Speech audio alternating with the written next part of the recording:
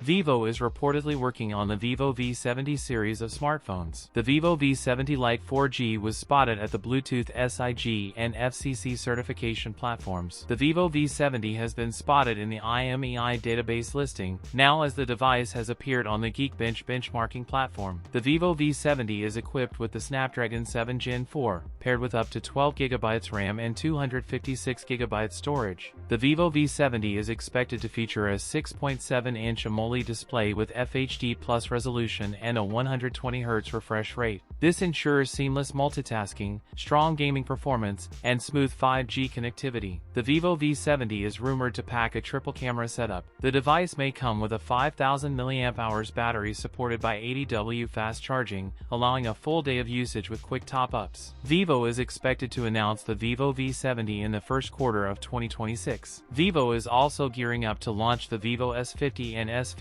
Pro Mini in China in December. The Pro Mini model is likely to be rebranded as the Vivo X300 FE globally, whereas the S50 could be based on the Vivo V70. That's it for today's video. If you enjoyed it, don't forget to like, comment, and subscribe for more content. Thanks for watching, and I'll see you in the next one.